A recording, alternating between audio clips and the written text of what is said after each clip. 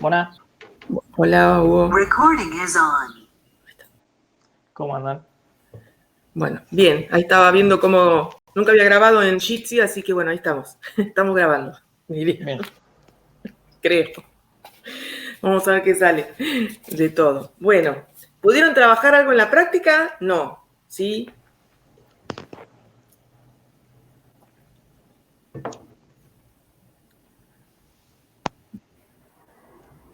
¿Nadie intentó nada desde ayer? Yo, bueno, volví a hacer el que vimos ayer y el siguiente. No lo hice completo, pero traté de hacer algo. Lo intentamos. Bueno.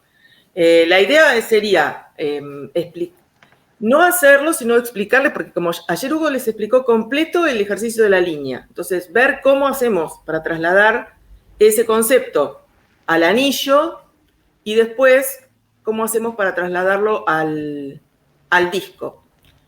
Por ahí, digamos, hoy iríamos por ese lado si ustedes no tienen consultas de los ejercicios puntuales, digamos, como para que ustedes vayan avanzando hasta el martes. El martes seguramente... ¿Te parece bien seguir con esos y después hacemos las consultas puntuales para no atrasar al que no tiene? Dale, genial, hacemos así. Entonces yo les voy a explicar un poquito el 9, que es el del anillo. Ayer Hugo les explicó el de la varilla de longitud finita y cómo trabajar en ese caso cuando tenemos una carga distribuida. El que vamos a hacer ahora, que es el 9... Voy a sacar los lentes. Tenemos en realidad un anillo de carga en este caso.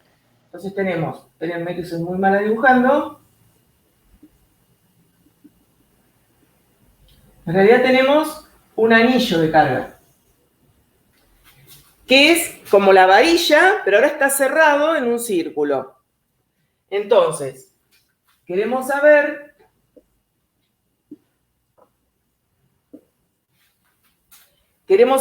el campo que aporta este anillo sobre un punto en el eje Z.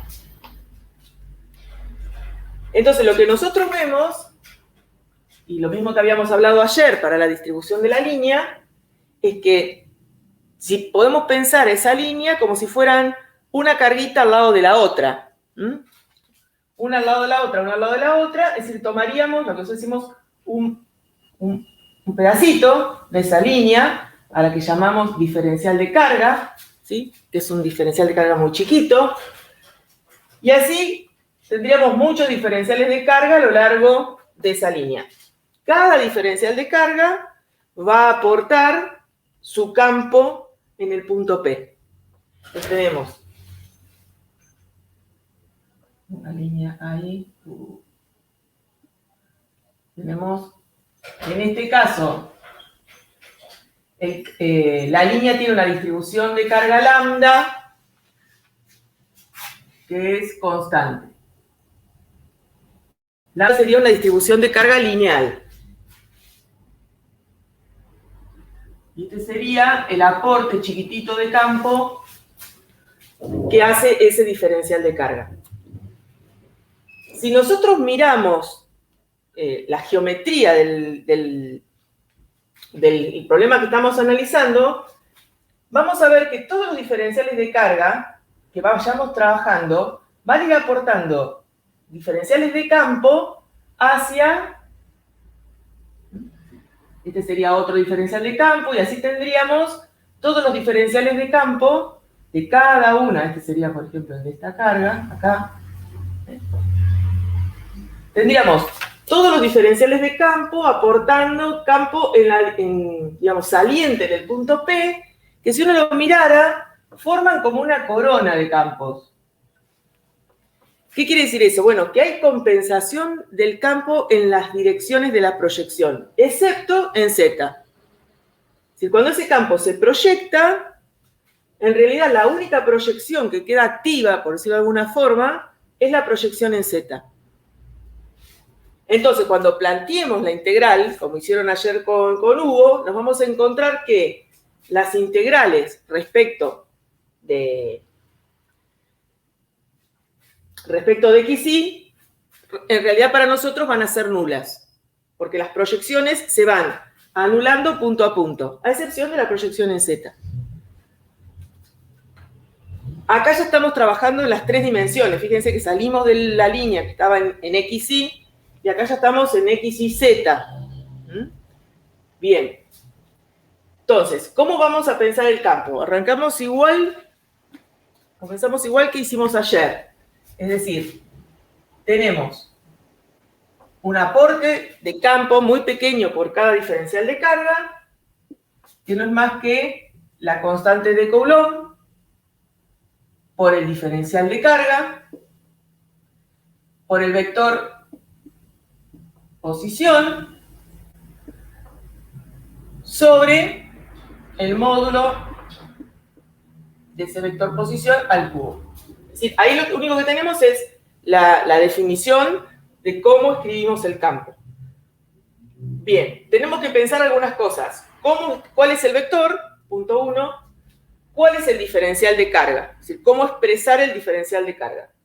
Y acá empezamos a ver, digamos, el mejor sistema. Si yo pienso en este diferencial de carga, tiene coordenadas X, Y, Z, 0, porque está en el plano XY. Entonces tiene una coordenada X y una coordenada Y. Y esa coordenada va a ir cambiando a medida que yo me vaya moviendo por el anillo. Bien, lo que nosotros vemos es que trabajar el análisis del problema en cartesianas empieza a complicarnos el tema de la integral. Entonces, ¿por qué no buscar un sistema para analizarlo que sea más sencillo que el sistema cartesiano? Entonces, lo que proponemos es, en este caso, que es un círculo, trabajar en coordenadas cilíndricas. Porque sería más fácil para nosotros después la integración, todo lo que tiene que ver con la integración. Entonces, vamos a definir al vector R' y al vector R, que es el vector hacia el punto, y el vector R' es la posición del diferencial de carga que aporta ese diferencial de campo. Entonces, por un lado, el vector R, que es la posición del punto, está a una distancia z, pero está en la posición 0, 0 del plano XY. El punto está apoyado sobre el eje Z. Y con respecto al diferencial de carga, si nosotros lo pensamos en cartesianas, tendríamos X y 0. Sí, tenemos el diferencial de carga sobre el plano, de coordenadas XY, y 0 porque está sobre el plano. En vez de pensarlo en coordenadas cartesianas, vamos a pensarlo en coordenadas cilíndricas. Entonces, a este ángulo lo vamos a llamar phi, y el vector R' va a estar formado por, nos dice que el anillo es de radio A. Entonces tenemos A por el coseno de phi, A por el seno de phi, 0. Esas serían las coordenadas de nuestro vector R', es decir, la proyección del vector sobre X. Recuerden que tienen, si uno mira, no sé si se va a ver si lo dibujo acá, en coordenadas tendríamos la dirección R y acá tendríamos la dirección E sub phi.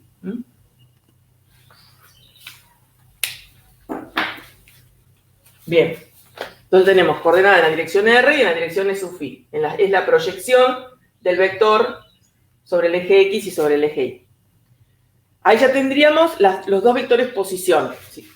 Tendríamos que armar el vector diferencia, es decir, este que tenemos aquí, R menos R', y su módulo al cubo. Bien, veamos cuál es el vector R menos R'. Tendríamos menos A por el coseno de phi, menos A por el seno de phi y Z. Y ahora, cuando planteamos el módulo de este vector, Lo que tenemos es la raíz cuadrada de cada uno de los elementos elevado al cuadrado. Entonces, tenemos a cuadrado coseno cuadrado más a cuadrado seno cuadrado más z cuadrado. Con los dos primeros tenemos como factor común a cuadrado. Entonces nos queda coseno cuadrado más seno cuadrado. A ver, vamos a hacer así. A cuadrado coseno cuadrado de phi más a cuadrado seno cuadrado de phi más z cuadrado.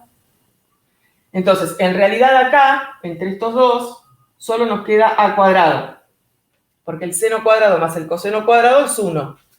Entonces, nuestro r menos r', nuestro vector, nuestro módulo, sería la raíz cuadrada de a cuadrado más z cuadrado.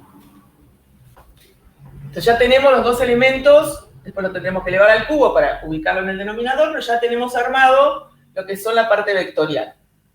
Nos queda determinar quién es o cómo expresar el diferencial de carga. Entonces, en este caso que estamos en el plano XY y que estamos hablando de las direcciones en E sub r y en E sub phi, tendríamos al diferencial de carga como lambda, que es la distribución lineal de carga, por el radio, que es A y es fijo, diferencial de phi, que es lo que está variando, es decir, A diferencial de phi, diferencial de phi sería un girito acá chiquitito, esto estaría este sería el diferencial de carga. Claro, ese A diferencial de phi sería como... Lo que nosotros estamos haciendo es dividir el círculo en el ángulo, como si estuviéramos haciendo un montón de pedazos de pizza. Y ese A diferencial de phi es el borde de la pizza. Es difícil dibujo. O sea, ahí te conviene por ahí a dibujar el círculo desde arriba. ¿Visto de arriba? Déjame pensar, ¿visto de arriba? Sí, en chiquito, no es necesario. Sí, el chiquito hay que ver si se ve. Cuando puedas, ¿me identificás bien lambda, que no lo quiero ahorrar? Lambda es la densidad de carga. Exacto, bueno. Bien. Espérame, acá tendríamos así, una pizza chiquitita acá. Claro. Esto sería el R fijo para nosotros, pero recuerden que sub R está en esta dirección y el sub phi en esta dirección. Entonces el E sub phi sería... Sí. Porque el radio va a ser fijo, o sea, no va a cambiar en este caso. Entonces toda la variación la tenemos en el ángulo. Claro.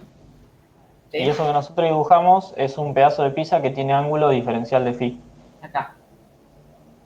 Claro. Entonces, esto es R, que no cambia por el diferencial de phi. Claro, eso es el segmento de círculo, digamos. Sí. Recuerda, algo que decía recién Marcela, creo que fue, el lambda es la densidad de carga lineal. Si uno lo piensa, en realidad es la carga por unidad de longitud. Definida de esa forma, la cantidad de carga por unidad de longitud. Por eso cuando nosotros planteamos el diferencial de carga de este lado, en realidad tenemos lambda por el diferencial de L para trabajar el diferencial de carga. A ver si ahí se entiende un poco más. ¿No? Y para nosotros el diferencial de L es el radio A por la variación del ángulo, que es esa porción de pizza de la que habla Hugo. ¿Sí? Esta sería la definición matemática, por decirlo de alguna forma, de quién es lambda. Es la cantidad de carga por una longitud. Es como cuántos coulombs hay por cada centímetro de anillo. Claro, centímetros lineales igual que ayer. O sea, tienen la misma...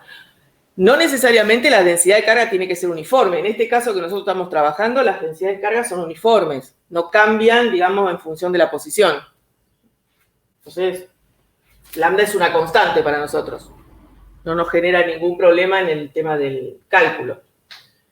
Bien, una vez que tenemos todo eso armado, estamos ya en condiciones de plantear el diferencial de campo y comenzará el trabajo de integrar, que ese se los voy a dejar a ustedes. Tenemos el diferencial de campo, que será la constante de Coulomb, por el diferencial de carga, por el vector, que acá tenemos a coseno de phi menos a coseno de phi menos a seno de phi z sobre el módulo, que en realidad es la raíz cuadrada al cubo, o sea que tenemos a cuadrado más z cuadrado al cubo. Bien. Igual que ayer, ahora tenemos 3 integrales de línea, porque tenemos 3 componentes. Es decir, cada una de estas componentes genera una integral de línea. Es decir, tengo lo que diríamos un diferencial de campo, que en nuestro caso sería n sub r. Tendríamos un diferencial de campo para integrar, ¿no? N sub phi y un integral de campo, el diferencial de campo en z. Cada una respecto a la componente que tenemos en el vector. Lo que nosotros vimos al principio es que los aportes que hace cada diferencial de carga en ese punto, en realidad se compensan siempre que hablamos de las posiciones R y phi. Pero la componente en Z, al contrario de las otras dos, se está siempre sumando. Tiene siempre la misma dirección y sentido. Perdón, la misma dirección, no, el mismo sentido. Entonces, se están, digamos, sumando las componentes en Z. Entonces, de todas las integrales que tenemos acá, que son 3, solo va a permanecer activa la integral en Z. ¿Qué es lo que decíamos, lo mismo que decíamos ayer? ¿Necesitamos resolver todo? No, también podemos usar nuestro juicio para interpretar el problema, y ver qué es lo que está pasando y no hacer todas las integrales. Entonces, la única integral que nosotros resolveríamos es la integral que está en Z. Ahora, ¿cuáles serían los extremos de integración? Porque no estamos integrando en X, Y, como ayer, sino que estamos integrando en cilíndricas. Entonces, la integral que para nosotros sobrevive es la integral en Z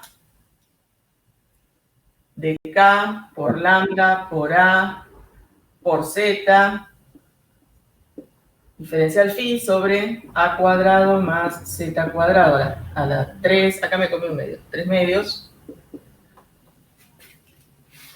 Saquemos lo que está constante, que es K por lambda por A. Y en realidad, si uno piensa, fíjense que la integral que nos quedó de integración es diferencial phi.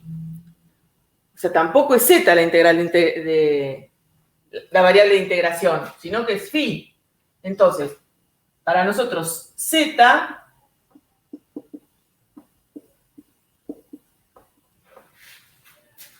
no representa la variable de integración. Ah, tita puse, no phi.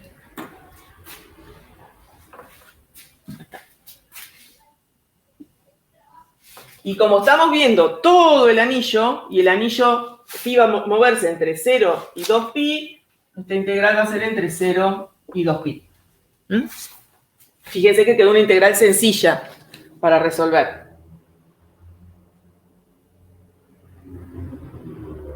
Sí, porque la variable de integración no es z, sino el ángulo. Entonces no depende esa integral de ninguno de los elementos que nosotros tenemos adentro de la integral, solo del ángulo, entre 0 y 2. Entonces, quedó bastante sencilla. Les dejo a ustedes terminar de armarla, de alguna manera. Después el ejercicio pregunta si tiene... Espérenme que no me acuerdo del enunciado.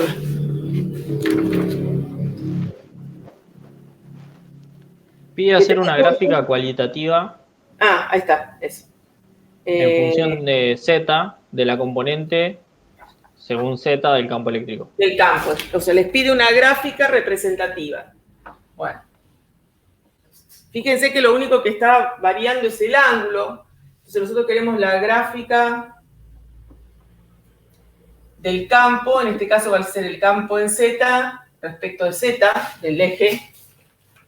Y si uno piensa en el anillo, tenemos la parte superior del anillo y la parte inferior. Es decir, las líneas de campo de nuestro anillo estarían de alguna forma, bueno, vamos a intentar ver el dibujo, no sé si se va a entender mucho, pero tendríamos unas líneas de campo en la parte superior, digamos, y otras en la parte inferior del anillo. O sea, tendríamos campo arriba y abajo del anillo. Tenemos que mirarlo de los dos lados. Bueno, el dibujo me va a hacer una gráfica. Horrible. Pero tenemos línea de campo hacia arriba y línea de campo hacia abajo en el anillo. Entonces, eso tiene que ver con Z. Si estamos mirando Z por encima del anillo o Z por debajo del anillo. Entonces, la representación de la función que vamos a obtener tiene, cuando Z me paro en el centro del anillo, que Z vale 0, voy a estar en 0, va a ir aumentando levemente a medida que avanzo en Z hasta un punto donde va a ser máximo y después va a comenzar a decrecer. Y lo mismo va a suceder si yo me posiciono en los Z negativos. El campo va a tener componentes negativos. Este punto de máximo valor y mínimo valor se puede obtener. ¿Cómo obtengo este punto? Lo que pueden hacer es, una vez que tienen la expresión final del campo, pueden hacer la derivada del campo en Z respecto de Z e igualarlo a 0. Y encontrar en qué punto se hace de Z, se hace máximo ese valor del campo. Y ahí tendrían la representación. Tiene que ser más simétrica la gráfica, aviso, porque no quedó muy simétrica. Pero bueno, eso es lo que tendrían. Ahí creo que lo que se puede ver es que cerca del origen la función esa tiene que crecer como una lineal.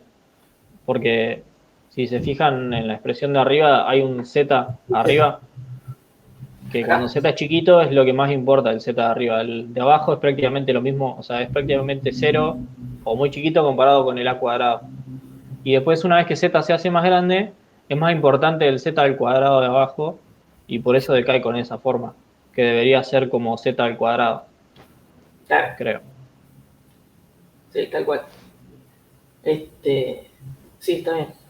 Y después, por ejemplo, pregunta, hay algunas preguntas adicionales, como, creo que es en o es en el del disco, que pregunta a una distancia muy lejos, o es el del disco. Déjenme pensar, bueno, me acuerdo. No, ese es el del disco, profe. El del disco, no. Creo que... Me quedé pensando con el de ayer, el de la línea, por eso pensé que era en no. Sí. No sé si había alguna pregunta.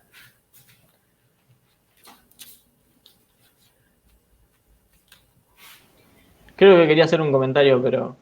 Sí, no sé qué pasó. No sé. Se quedó en silencio. Se quedó en silencio. Bueno. Ah, ¿yo? Sí. Sí. No, yo no era eso solamente. Ah, ok. Bien. Esto nos da un poco de pie o nos empieza a mostrar una forma en la que vamos a poder trabajar también el disco. O sea, el anillo, digamos, sería el pie para poder trabajar después la configuración del anillo, que es la que tienen en el otro punto. Déjenme ver qué tengo acá.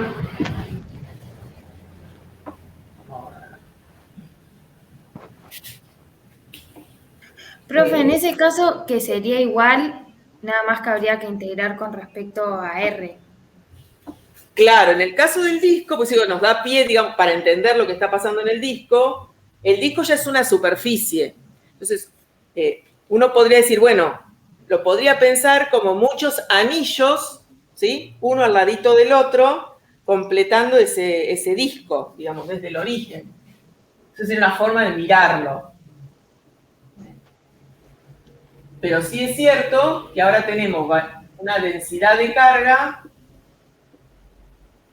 Ahora tenemos una densidad de carga para el disco, que es una densidad de carga superficial. Pasamos de lambda ¿sí? A sigma, que es la densidad superficial. ¿Se acuerdan que dijimos que las densidades ahora se definen en este caso como la cantidad de carga por unidad de superficie? ¿Sí? Entonces ahora tenemos carga en toda la superficie. Nosotros podríamos pensarlo como si fueran muchos anillos en realidad. Y si miramos y nos posicionamos, queremos saber qué pasa en un punto sobre el eje Z y pensamos en un diferencial de carga ahora tenemos variación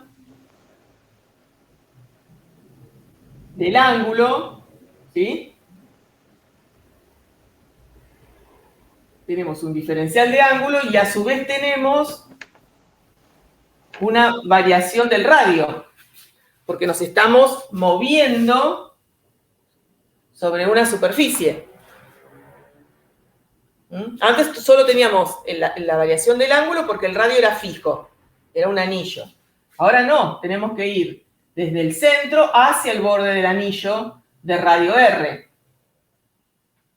Entonces tenemos como muchos anillos fijos. Entonces el R también va a estar variando, el radio, en forma simultánea en la que varía el ángulo.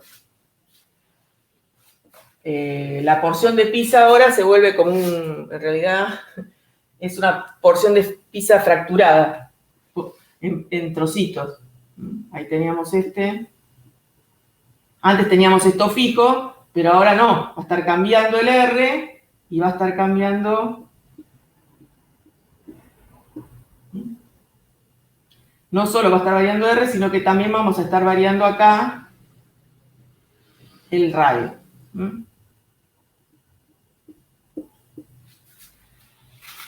Tomando todas las posiciones del radio hasta el borde del disco. Desde cero, desde el origen. Entonces, ¿qué cambió? Bien, con respecto a dónde queremos hacer el cálculo, no, lo queremos sobre el eje Z. Ahora lo que empezó a pasar es que ya no tenemos un radio fijo, sino que tenemos un radio que va a ir variando. R cuadrado y R cuadrado.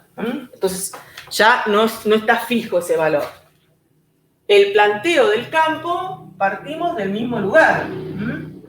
La constante de Coulomb, por el diferencial de carga, por el vector, no, por el vector, no por el módulo de vector. Por el vector sobre el módulo al cubo. Si partimos de la misma expresión. Bien. ¿Y qué tenemos?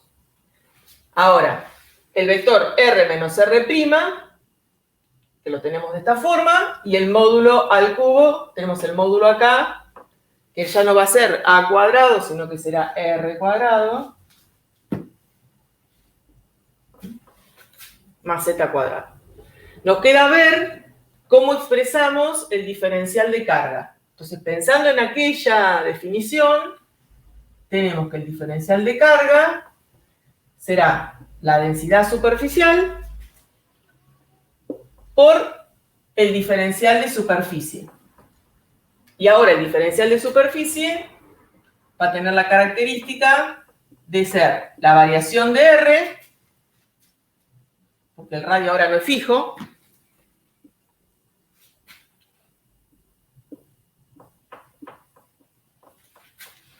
la variación del radio y la variación del ángulo. Ese sería nuestro diferencial de carga.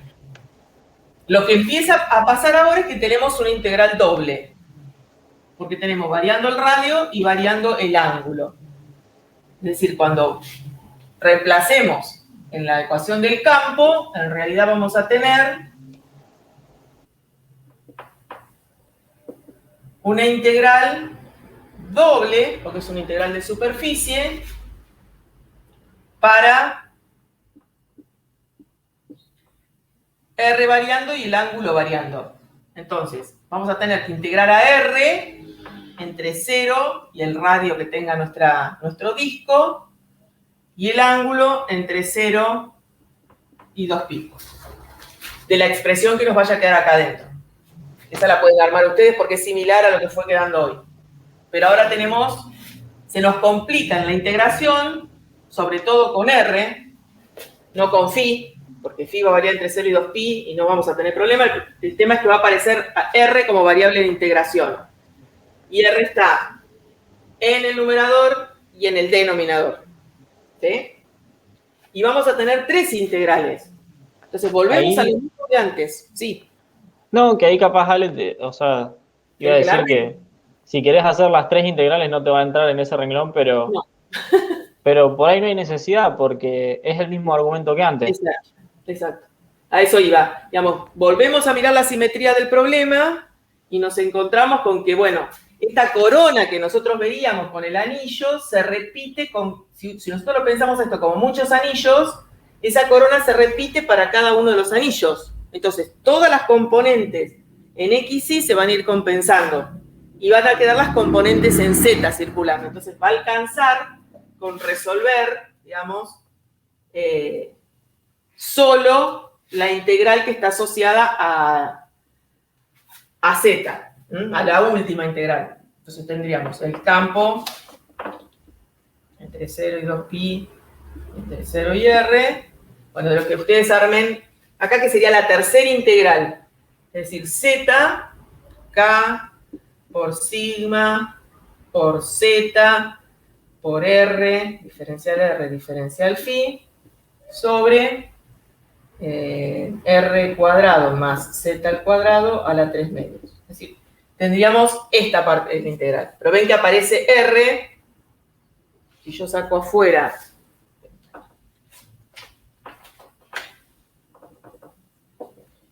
K, sigma y Z,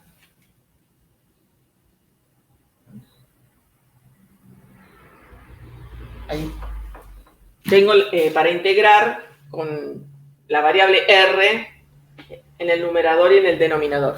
Creo que esta se puede resolver por sustitución. Esta integral. Creería que sí. Sí. Esta resuelve por ¿Querés que te diga el resultado? creo que lo tengo. Seguime si lo copio por allá y decime si se parece al que vos tenés. Bueno, está bien. Por las dudas. Siempre puede fallar. Espérame que lo busco. Es el del disco. A ver qué me quedó. Bueno, va. Queda bastante fechón, pero bueno. Me queda. A ver.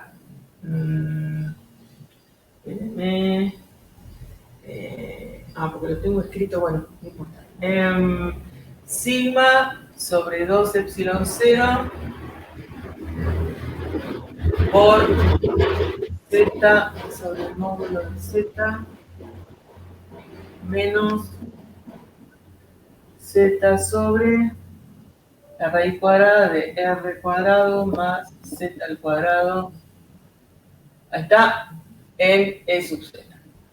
¿Quedó así, Hugo? Bueno, para que nos queden igual. Para leer, perdón, que en mi máquina no se lee las primeras letras de arriba. Ok, escribo más abajo. Esperen, denme 2 segundos y bajamos. Está pidiendo un sacrificio, mirá que era difícil esta. Ahí va. Ahí sí, Z sobre el módulo de Z menos Z sobre la raíz cuadrada de R cuadrado más Z al cuadrado, N sub Z. Sí. Yo creo que me quedó lo mismo, pero venía usando, en vez de epsilon 0, venía usando la K, pero creo que es lo mismo. Bueno, sí. Yo en este la puse con todos los valores. Si ponen con K, acá les cambia esta parte. Claro. Déjame ver qué nos queda. Queda 2K por 2pi, algo así. Sí. K Sí. por sigma por Z por 2pi. K por sigma. No, el Z no, el Z no. Sobre nada más. K por sigma por 2pi. Ahí. Si usan K, esta parte les queda, no la de sub Z, la parte del multiplicador, ahí, les queda de esa forma. Yo porque reemplacé el K por 1 sobre 4pi epsilon 0. pero si no, les queda de esta forma, el multiplicador.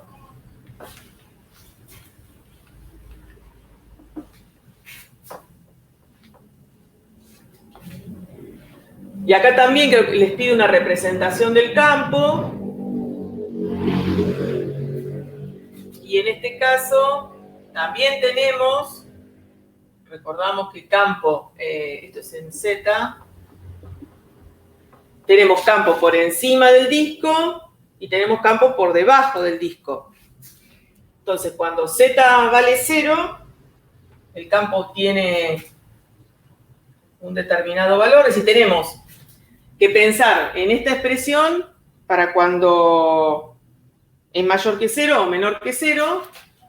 Y tenemos un valor de Z por encima y un valor de Z por debajo. Va a depender en 0 si estamos mirándolo de la parte de arriba del disco o de la parte de abajo del disco. Y bueno, a medida que avanzamos en Z, tenemos el campo que comienza a decrecer, de alguna manera. Y lo mismo sucede en la parte de los zetas negativos. Ahí está. Es discontinuo el campo, en este caso, por encima y por debajo del disco.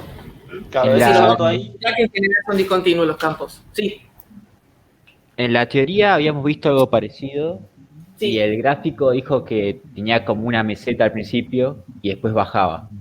O sea, a partir del máximo ¿Del disco o del anillo? del disco.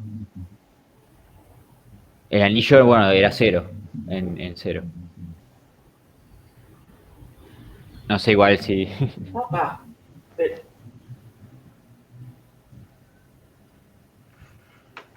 Opa. Una meseta de cosas. Ahora vemos. Porque el del anillo sí tiene el formato así, que arrancábamos acá en 0 y hacía esto. Este es el del anillo. Claro, y cuando hicimos el disco, como si la primera parte no vinieras desde 0, vinieras desde una altura de... Claro, como si el eje, el eje estaría como en el punto máximo del anillo, digamos. Acá. Claro. Como si de Como ahí si- arrancaras a bajar derecha El hacia la origen derecha lo- y vas bajando. Y voy bajando. No, No. en montaña. O sea, en se montaña. refieren a que Espera. la forma es igual a la roja, pero arrancando desde donde arranca la otra. Claro, serio? como que sigue, en el máximo sigue derecho hasta el Desde el máximo. punto máximo. Hasta el punto en Z, digamos, en Z0. Igualmente creo que, o sea, Me quizás resulta el de un raro. disco, quizás el de un disco real es así, pero el dibujo de esto me parece que no es así. Me resulta raro el... Ahí lo voy a dibujar. ¿Vos tenés el GeoGebra ahí o alguno de esos que nos permite hacer el gráfico? Yo Uso creo una no. página que se llama Desmos. Bueno, veamos. Me generaron dudas ahora, no sé.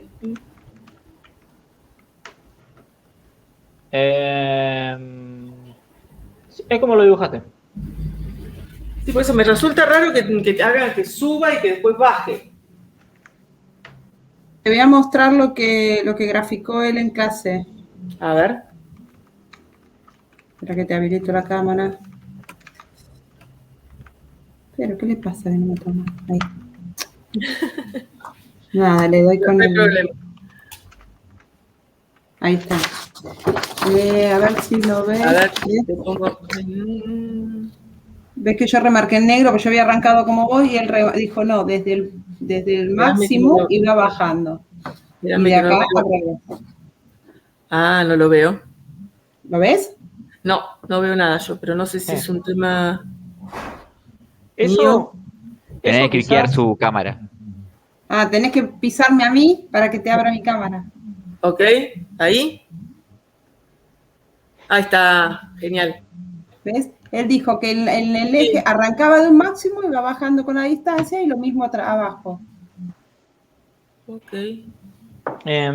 Bueno, eso capaz que está bien para un disco real o algo así, pero por lo menos no es la fórmula que llegamos recién. Tipo, la fórmula que llegamos recién es como la dibujó Ale. Tenemos que ver a qué Bueno, hacía lo referencia hablaremos. Claro, le Daniel. preguntaremos a Daniel a ver qué es lo que. Porque es la primera vez que veo ese gráfico. O sea, yo ese gráfico lo tengo visto con ese formato, pero sí, todo en módulo para el potencial. No lo tengo visto para. Claro, con Daniel no hicimos el desarrollo y no llegamos a la fórmula. Fue todo como Bien, como digamos, en el aire, teórico. por ahí, claro, sí, sí. Ok. Fíjense, a ver si ahí les puedo compartir pantalla.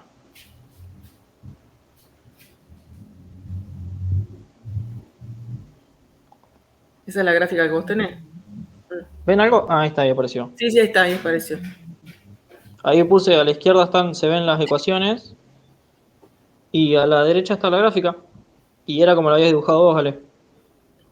Sí, por eso me llama la atención la gráfica, pues yo la que me mostraron la tengo vista en valor absoluto para el potencial, esa gráfica. Claro, encima No en para el clase, campo. cuando preguntó, yo había dibujado igual que vos, Sí, y después otro chico, Guido, mostró el gráfico que vimos recién y le dijo que era ese. Encima, ok. capaz que Bueno. era otro, no sé, otro tipo de disco.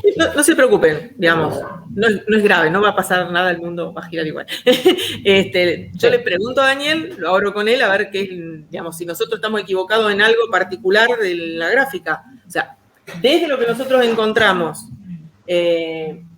y con el graficador nos da esa gráfica. Pero bueno, tendremos que ver por qué motivo ustedes tienen la otra como referente. No se preocupen, no hay problema. Preguntamos y nos sacamos todos la duda. A ver qué pasa. No, vale, no hay problema, vale.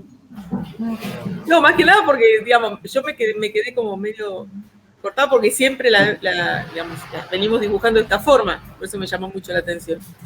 Pero bueno, no se preocupen. Ahí Hugo está probando, sigue probando. Aguántenme un segundito que hay mucho ruido acá en mi casa. Lo estaba buscando en Google también y no encuentro ninguno que esté graficado. Lamentablemente. Pero bueno, no sé con qué quieren seguir o si les quedó alguna duda del procedimiento ¿sí?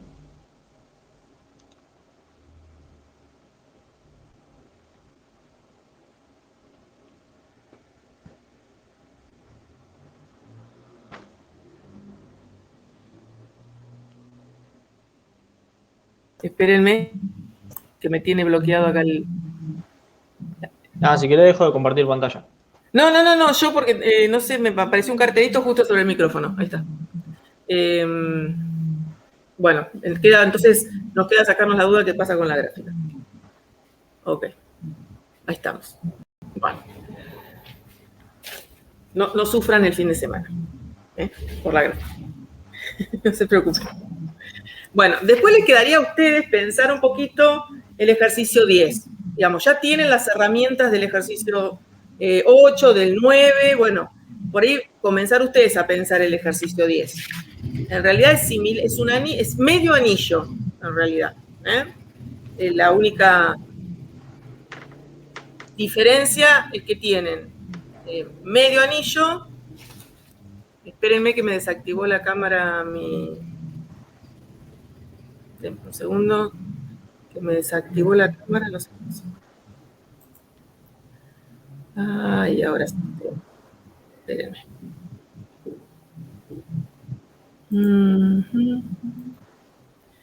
Me desactivó la cámara.